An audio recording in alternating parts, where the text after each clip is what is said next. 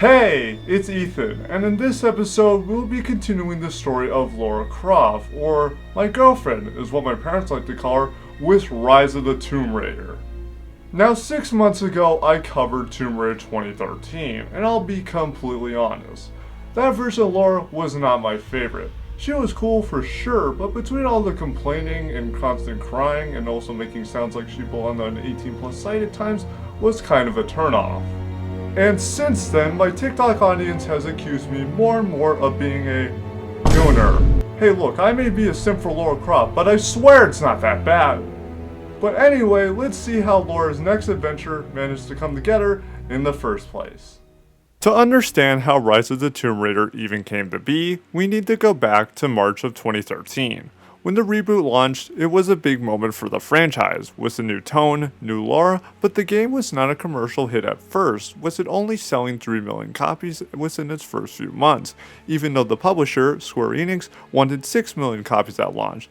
But it eventually sold over 14 million copies, and it helped refine Lara Croft for a new generation. But during that time, Crystal Dynamics and Square Enix were already thinking bigger. Rise of the Tomb Raider was developed by Crystal Dynamics again, with Eidos Montreal assisting development, with work beginning just 2 weeks after the team finished the 2013 reboot. Square Enix's Europe division confirmed in 2013 that a new Tomb Raider game was in development for the 8th generation of consoles, with Microsoft officially announcing Rise of the Tomb Raider during their E3 2014 press conference, targeting a late 2015 release. But at Gamescom 2014, it was revealed that the game would be a limited time Xbox exclusive, which did not go over well with fans, so the head of Xbox, Phil Spencer, had to clarify that it was only a limited time deal like they did with Rise Son of Rome and Dead Rising 3. He said that Xbox needed something to rival PlayStation's Uncharted series, and Square Enix's Phil Rogers called it a tough decision, but explained that the partnership helped support the team, and Crystal Dynamics' Daryl Gallagher said that it allowed them to create the best game possible. Crystal Dynamics' goal was to make a more personal experience to show Lara evolving from a survivor into someone actively pursuing her destiny as a Tomb Raider. They explored her new trauma and newfound obsession with myths, all while balancing her vulnerability and strength. To reflect her growing intelligence and drive, they revamped collectibles so she could learn new languages like Greek, Mongolian, and Russian, unlocking new areas in lore, which I'll talk about that in more detail later on. Camilla Luddington returned to play as Lara, and this time around trained for the role, learning how to handle weapons and perform scenes while simulating freezing winds and snow. The team scanned her face using MOBA tech with over 7,000 reference points, but ironically found her performance too realistic, so they had to scale it back. They used wrinkle maps and pose face deformers to give Lara a more natural motion, making sure her muscles tensed when climbing or when her face reacted to the cold. But in the end, Rise of the Tomb Raider went gold on October 9, 2015, and launched a month later on November 10th for Xbox One and 360 in North America and Australia, with Europe getting it on November 13th. Microsoft also bundled it with an Xbox One and a copy of the previous game. Dark Horse Comics also pumped out an 18-issue series, bridging the gap between the 2013 reboot and Rise, which explained why a bunch of side characters just didn't appear, but I don't know how canon these actually are. But if you did have money to burn, you could also get the collector's edition, which came with a 12-inch Lara statue, a steelbook, a necklace, and her journal, and there's also a season pass with outfits, weapons, cards, and DLC.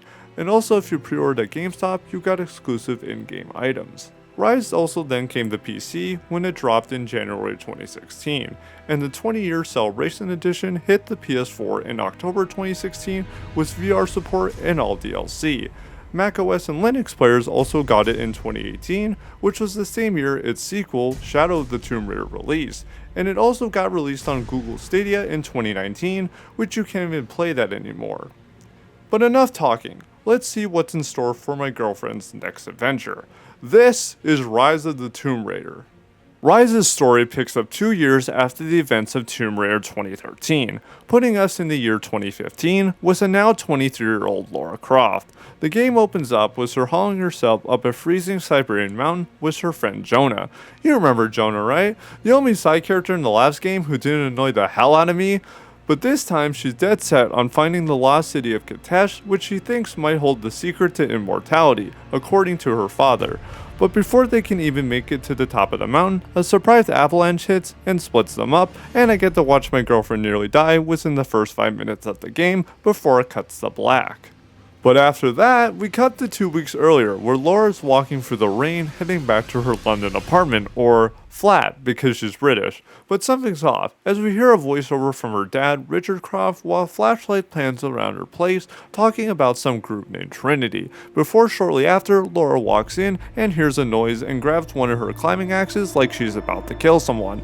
But surprise! It's a blonde woman named Anna, who is apparently Laura's dad's old girlfriend or mother figure. The game doesn't really explain her backstory, so I had to look it up on the wiki instead. Laura starts rambling to Anna about how her dad was right all along about the Prophet's tomb and immortality, but Anna isn't really buying it. But Laura's already made up her mind and heads off to Syria, where she hires some sketchy tour guide who totally sells her out, which causes the local military to almost kill her, but she somehow survives and finds the tomb entrance and sees a marker that translates to Prophet, while hearing enemy radios nearby as she goes through the tomb, eventually finding the tomb's coffin, which has already been opened. But out of nowhere, a bunch of mysterious men start rappelling down, with one of them clearly being their leader.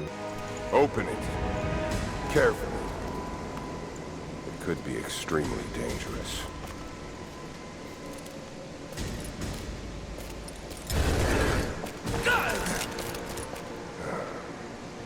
Who the hell are you?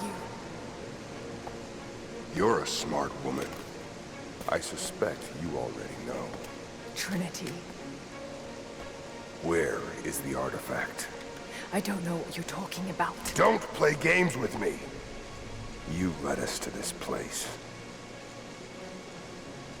Look, it was empty when I got here. There was no body and definitely no artifact. But can I take a second to say this? It should be illegal to make a woman in a video game look this goddamn fine.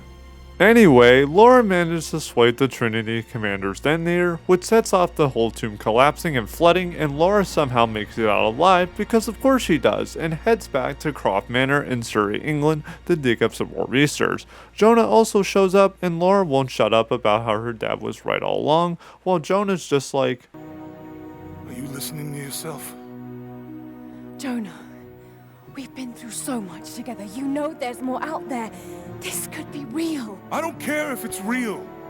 I've lost too many friends. I don't want to lose you too. Dad never made the connection to Katesh. He gave up everything for this. Including you. Stop blaming yourself for what happened. He made his own bed. I can't give up on him.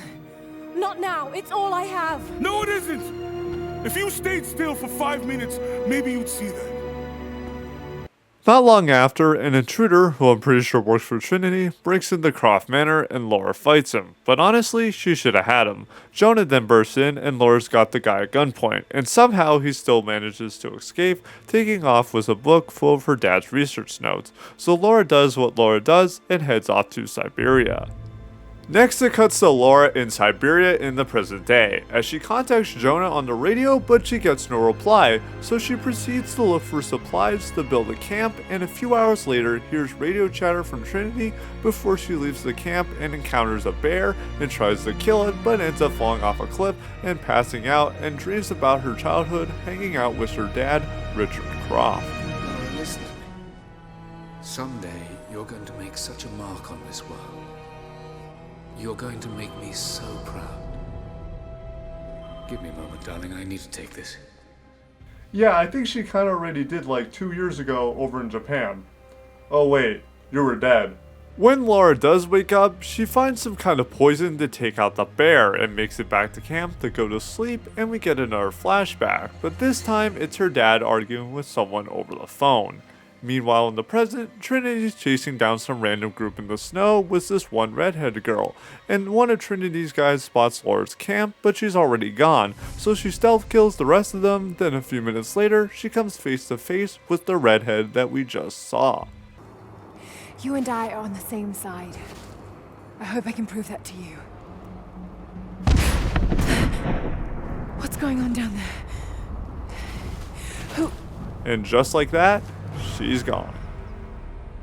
After that little encounter, Lara spots the guy in charge from earlier, and we finally learn that his name is Constantine, as he makes his entrance by poking a man's eyes out. But shortly after, Lara gets captured by Trinity, and learns that Anna has been captured as well. But then we learn that Anna has been secretly working with Trinity the entire time, and tries to convince Lara to join their side, but Lara just responds with, Is that a no? It's a no fucking way! Anna tries to ask what Lara would do with the artifact that she's looking for, but Lara then goes to spin on her. That's when Constantine steps in and kicks Lara to the ground as he drags her off to a cell, as Lara yells, This isn't over! Bastard! Then some random guy in the next cell starts talking to her, and Lara just hits him with, There's no us. I don't even know who you are or why you're here. Now that right there is the exact type of response that I would get from a woman if I even showed the slightest bit of interest. Anyway, Lara finds a bow and starts busting out of the cell like she's done this before, and makes this remark. Let me out. I can help you. I can't trust you. We may not be enemies. I can see that. I suspect you do too. I work better alone. I know the layout. I know the land. I'm a fast learner. Wait a minute, where have I heard Lara say that before? You can do it, Lara. After all, you're a Croft. I don't think I'm that kind of Croft. Sure you are. You just don't know it yet.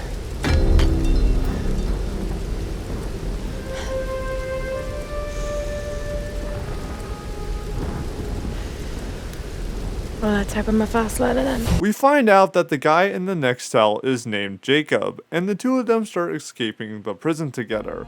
While sneaking around, they spy on Anna and Constantine, and we learn that they are searching for the location of something important. And also, Anna's apparently sick with some kind of mystery illness.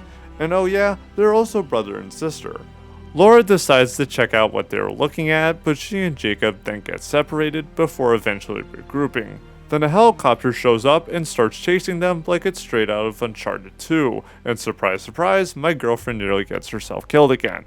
Then we get a super quick flash of her dad's dead body before it cuts to Lara waking up in front of Jacob. She explains that she's after the divine source and goes on about how her dad was right all along and that they strike a deal that if Jacob will help her if she helps him.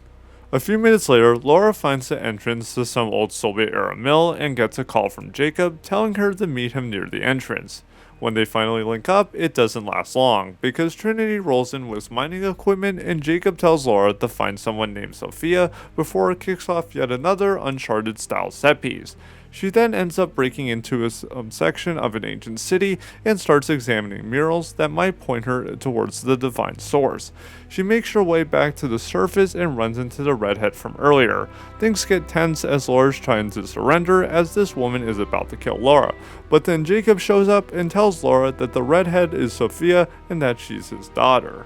Lara helps warn Jacob's people about an incoming attack from Trinity, but it doesn't help because Trinity shows up and mows for everyone as Lara jumps in to help defend the place and holds her own. But then we cut to Anna and Constantine, where Constantine's having a full-on villain meltdown as he throws a church pew like he's Batman in a rage fit and starts ranting about how he's doing all of this for Anna, then kneels down and starts praying before it cuts back to Lara at the ruins asking Jacob about something called the Atlas that's supposed to be in a nearby tower.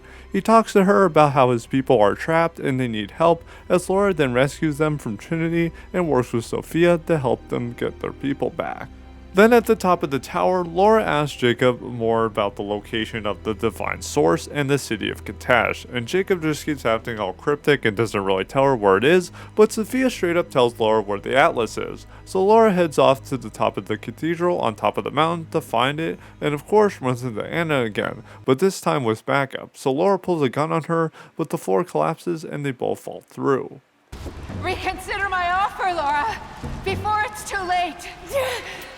It was too late the moment you betrayed my family. I'm getting the Atlas, Anna.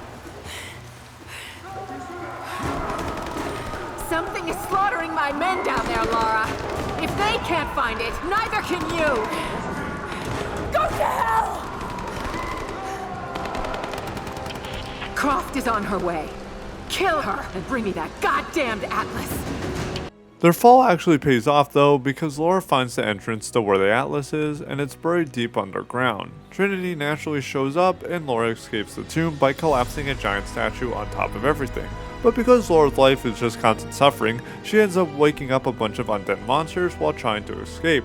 But good news though, because Jonah's alive. It turns out he didn't die after all. Anyway, Lara and Jonah meet up again with Jacob to take the Atlas to some observatory looking place, and it actually reveals the location of the divine source. But because nothing can ever go smoothly, Trinity crashes the party and my girlfriend nearly dies again, and Jonah gets captured and Jacob also gets hurt. So Lara, being the good friend that she is, heads off to rescue Jonah, and on the way she passes out and we get a cutscene of Lara and Anna at Richard Croft's grave, confirming that her dad was killed back in 2003. Next, it cuts to Anna and Constantine with the divine source, and Anna just keeps complaining more about her vague, never explained medical condition, and Constantine's like, hang in there sister, as Lara eventually tracks down where Jonah's being held, and she even frees some other prisoners along the way. Jonah somehow escapes being tied to a chair and grabs a gun and pulls it on Constantine, but he doesn't shoot, so Constantine is able to stab him. While Jacob's people take care of Jonah, Lara goes full on Nathan Drake, fighting through waves of Trinity soldiers to get back to Jacob. When she does, Jacob heals Jonah, and we find out that Jacob was the prophet all along, somehow. Then the secret passage opens up like it's Indiana Jones, and Jacob tells Lara where the divine source is hidden. Also, that moving platform puzzle you have to do next, yeah, that thing was really annoying on my first two playthroughs. And oh, by the way, my Xbox Series X completed powered cycle during this part of the game.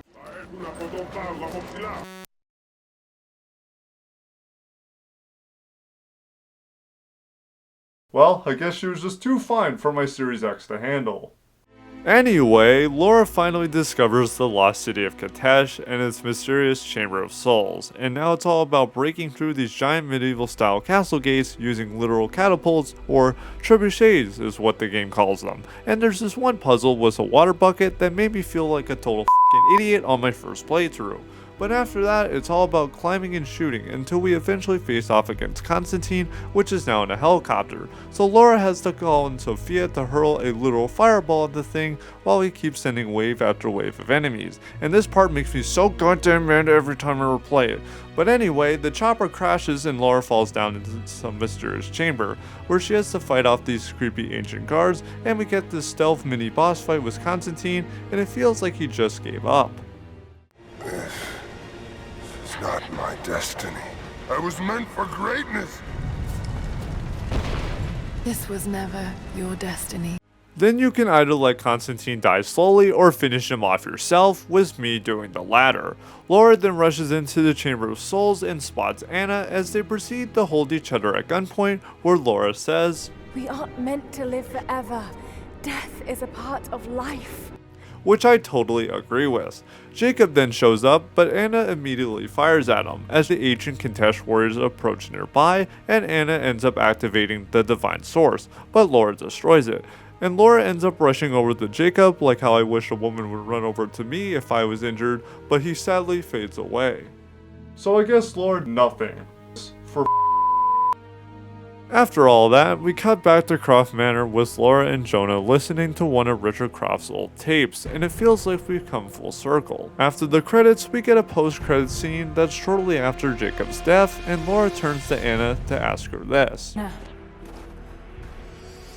you said another Croft doesn't have to die for this. What did you mean by that? But before Anna can even speak, she gets sniped from far away as a voice tells someone to not kill Lara. Yet. Good. What about Croft? No. Not yet. Yeah, no because she's just too beautiful to kill. Well, that's basically the story of Rise of the Tomb Raider. Overall, I thought it was a pretty good story, and it definitely kept me interested. And also, a lot of the characters didn't come off as super annoying, unlike last time. But hey, there's definitely more that we still have to talk about. So Laura's back. She's tougher, colder, and more beautiful than ever. But this time, she's not just stuck surviving on an island. She's gone on full myth chaser, and Crystal Dynamics took everything good and what worked from the reboot and basically asked, what if we made it like way better? Let's start with the world itself. Instead of linear corridors, Rise opens with big semi-open hubs like the Soviet Installation, Geothermal Valley, Siberian Wilderness, and the Lost City. It's not quite open world, but it sure feels like it sometimes. These areas are packed with side missions from rescuing prisoners to scavenging collectibles like strong boxes with weapons and upgrades, relics and documents that expand the lore, and coin caches to buy gear from vendors. There are also plenty of crypts and caves to explore if you're feeling adventurous. The optional tombs actually matter now. They're more like Zelda-style dungeons with multi-step puzzles and have real rewards, like permanent gameplay perks for faster crafting or stronger finishers. Plus there are challenges like shooting down hanging lanterns or finding every rabbit in an area, because why not? Combat is relatively the same as the reboot too, but it got some nice improvements, like crafting on the fly mid-fight, the ability to turn random junk into molotovs or light gas cans on fire, and it also introduces shrapnel bombs or poison arrows. Stealth also got a bigger focus too. Lara can sneak through tall grass and set distractions and take out enemies from either above or even underwater like she's Batman. Traversal is way more vertical than ever. You got climbing arrows, these rope arrows, and a grapple axe, making exploration feel more like solving puzzles than just running around. Reaching that one shiny collectible usually takes some creative thinking. Crafting also got deeper too. You gather specific resources like wood, hide, cloth, oil, feathers, and every material actually matters. You use them to craft ammo, upgrade weapons, or make survival tools. Hunting plays a role since different animals drop different materials depending on the region. Yes, Lara can now skin a bear in Siberia if you really want to. There's even a neat language mechanic where Lara learns Greek, Russian, or Mongolian by reading ancient texts scattered throughout the world. The more she reads, the better she gets at translating monoliths that reveal hidden treasures. It's like Duolingo, but with way less bird. Base camps return as more than just fast travel. They're where you upgrade weapons, craft gear, manage skills, and swap outfits. With enough salvage or hides, Lara's bow becomes a silent killer, or she can upgrade her carrying capacity of certain materials. Outfits now come with perks like extra XP, reduced damage, faster gathering, and some even nod to classic Tomb Raider looks, from the blocky Tomb Raider 2 and 3 skins to Lara's blue Helene, which is very similar to Nathan Drake's outfit in Uncharted 4, and also the Shadowrunner outfit, which she wore again in the 2024 animated Netflix series. The skill tree is more fleshed out too, with the same 3 branches of Brawler, Hunter, and Survivor. There's more depth, variety, and branching upgrades letting you tailor Lara to your playstyle. But if you want to 100% the game, there's a ton to keep you busy after the credits roll, and most of it is actually pretty fun. That said, it can feel a bit tedious at times. We also have to talk about the Baby Yaga the Temple of the Witch DLC. And yes, it's as weird as it sounds. You unlock it early on in the Soviet installation after taking a side mission from Nadia, whose grandfather, a Soviet soldier, vanished chasing a myth. Now she's thinking that something supernatural is lurking in the forest, so Lara heads straight in. Enter the Wicked Vale, a hallucinogenic nightmare zone with Batman Arkham Asylum's Scarecrow-like sequences. Lara sees ghostly shadows, collapsing ruins, and haunting visions of her dead father.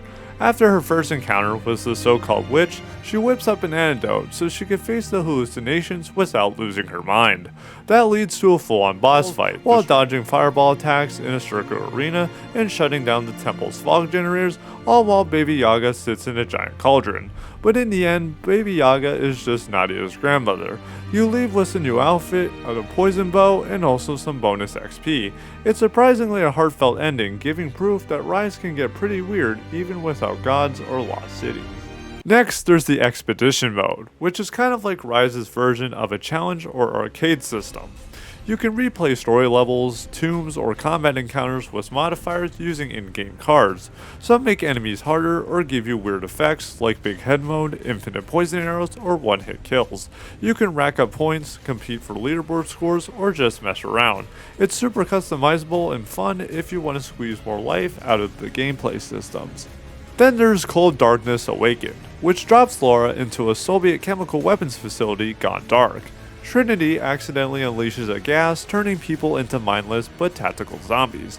Your job is to infiltrate and shut down the gas towers and survive while being hunted in a foggy, randomized map. It's short but heavy on survival horror, and I spent half the time confused about what the hell I was supposed to do. But that's not all, because we've still got the Blood Ties DLC, which is a narrative-focused DLC set between the Syria and Siberia chapters. Well, for most of it anyway. It's set entirely inside Croft Manor, Laura's famous house that you can explore in almost every Tomb Raider game. The plot is that Laura's slimy uncle, Atlas de Moray, is trying to claim the manor after her father's death, so to prove that she is the rightful owner, she has to find her father's will, which of course is locked in a safe. But what follows is a scavenger hunt throughout the manor that doubles as a crash course into Laura's family history. We learn that her mother Amelia died in a plane crash, and as a result, her father sealed off the West Wing where most of her belongings were kept. Laura eventually cracks the safe, which by the way, the code is 549 for those curious, as she finds mementos from her childhood, the will, and blueprints to a hidden crypt under the manor, where her mom and other Croft members are buried, and she also finds a letter from her mom, as it then cuts to 2 days later, where Laura is granted full ownership of the estate, which raises a question. If this really happens between Syria and Siberia, how are we supposed to believe that she popped home, unlocked the family crypt, then went right back to freezing her ass off in Siberia, then came back home again to have reclaimed her inheritance in like 2 days? Either that's a continuity slip or I've been lied to. But there are also some great nods to the classics, like you can play some music from Tomb Raider 2. This music is familiar. It's beautiful. Spot the TR2 dragon statue, and also hear Laura gripe about wearing a dress in her iconic blue. And yes, it's officially canon that she locked Winston the butler in the freezer. Oh, and apparently this version of Laura was also conceived in Egypt, so thanks for the mental image, Crystal Dynamics. But if you own Rise and haven't played Blood Ties, you really should, especially considering that this is the only time you get to explore this trilogy's version of Croft Manor. There's way more here than what I've covered, and it's surprisingly grounded and emotional for a Tomb Raider game, as it fleshes out this version of Laura in a big way. On the complete opposite end of the emotional spectrum, we got Laura's Nightmare, which is a horror-themed bonus mode where the manor is now in a foggy, undead-infested hellhole. The goal is to destroy 3 flying skulls, find the master key to open new areas, and survive long enough to take down the final boss. That's it. You can also use these expedition cards for buffs, alternative outfits, or new weapons. And I died way more times than I'd like to admit, because if Laura gets killed, you start from scratch and the layout's randomized every time. But it wouldn't be a complete episode without me talking about all the versions, and Rise of the Tomb Raider is no exception. Like I said before, Rise of the Tomb Raider originally launched in November 2015 for Xbox One and Xbox 360, and it uses an updated version of Crystal Dynamics' in-house Foundation engine.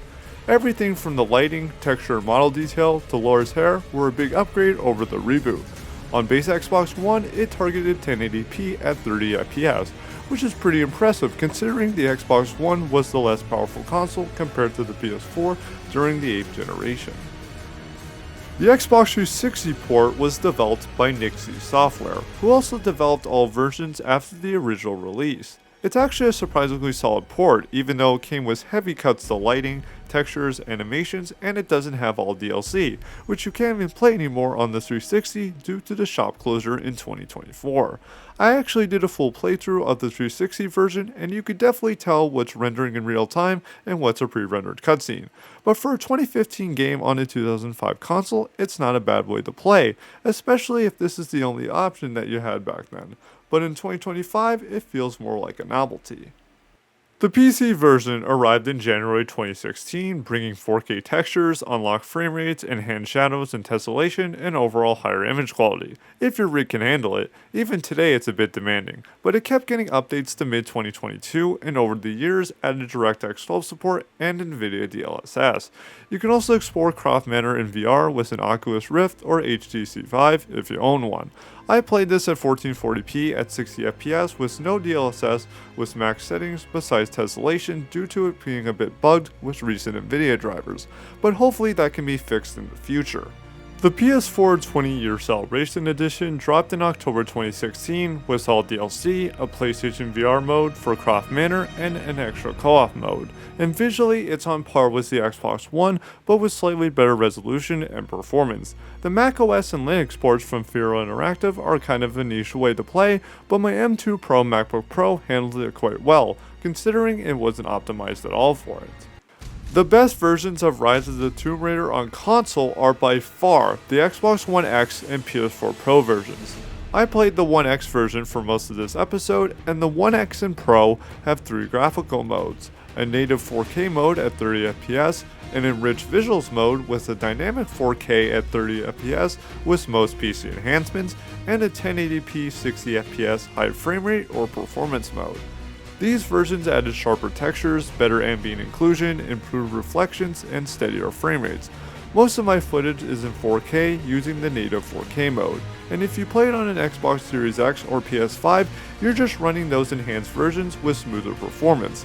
But whatever you do, please do not use an external hard drive with this game, because the load times can be absolutely terrible. It would honestly take 2 or more minutes to load from the main title screen to in-game, even on a Series X.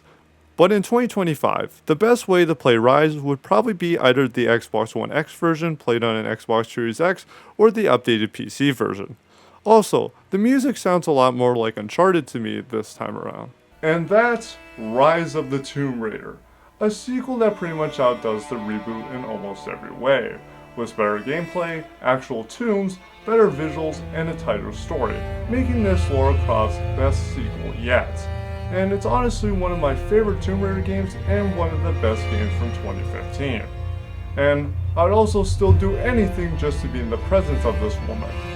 But there's one last adventure we have to cover, and honestly, it might be Lara Croft's darkest chapter.